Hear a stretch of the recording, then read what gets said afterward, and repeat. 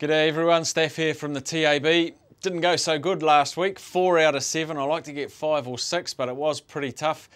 Some upsets, and the upsets I picked didn't happen, namely the Chiefs. I thought they'd have a win last week, but they didn't. But that's history. Let's look forward. Let's go to Friday night where the Highlanders once again host the Friday night game. This time in Dunedin though, against the Cheetahs. And I think the Highlanders will win this, but not by as many as most people think. I think the Cheetahs are a cheeky wee team. They had that nice win against the Waratahs a couple of weeks ago. Got hammered against the Reds, and then I thought they were quite good against the Blues. Scored some nice tries. Their halfback, the little Pretorius chap, he got a couple of very nice tries, including this one where he caught the Blues napping. Yes, the Blues had a nice comfortable lead and maybe took their eye off the ball a little bit, but the Highlanders cannot afford to do that, and I don't think they will. They pride themselves on 80 minutes of rugby. That's the Jamie Joseph ethos. They will concentrate, they'll be there for the whole game, and they'll win. But they won't be flashy. I think they'll win, but it will be by 12 and under. So to Saturday now, and Timaru is hosting the Crusaders, which is their home team now.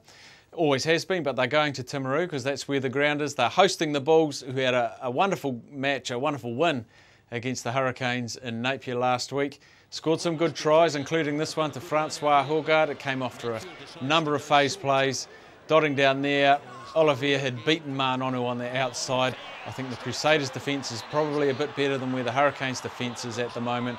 They'll be too good. I don't care who they play, where they play. The Crusaders win 13 and over every week from now until the end, until I see something different from them. Mark it down, Crusaders, easy.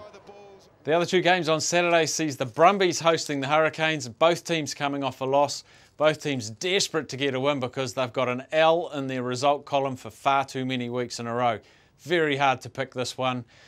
I'm going to stump with the Brumbies. I'm going off the Hurricanes for the first time in a long time, partly because I don't want to be their jinx and partly because I want them to win. But I do think the Brumbies just showed a little bit more last week. But it's either side, 12 and under. If I have to choose one, it is the Brumbies. The other one, Force hosting the Waratahs. Now the Force, they were backed so heavily last week. They opened at something like $1.55 and they closed at about $1.22. It's the biggest push we've seen for a rugby team in the Super Rugby competition this year. I'm going to stick with the Waratahs, just travelling away to the Force. Just too many guns for me. Waratahs 12 and under. Middle of the night on Saturday night, make sure you tune on and watch the top of the table Stormers taking on the secretly very good Reds. No one's really talking about the Reds because they're not over in this part of the world, but they're putting together very nice performances, find themselves right at the top of the pile, just behind the Stormers. This is going to be fantastic. The Reds on the back of the Guinea Cooper show. Look at this try from Quade Cooper. Looks up, sees a gap. It's a big lock forward. I'll go round you. Thank you very much. I'm too fast. I'm a little bit arrogant, but I'm pretty good too. They are going to stretch the Stormers very wide on defence, but the Stormers have a good defence. They too scored a pretty good try last week. I thought Jacques Ferry is starting to find his feet in midfield in his new team. He's creating space for himself and for the likes of Skulkberger, who gets the try here. There was only one try last week, and that could be the hurdle for the Stormers because the Reds will score more than one. So the Stormers are going to have to kick a heap of penalties or start scoring some tries themselves. A close one, I'll stump for the Stormers, just 1 to 12 for them as well. So rounding out week 8, we see the Sharks hosting the Lions.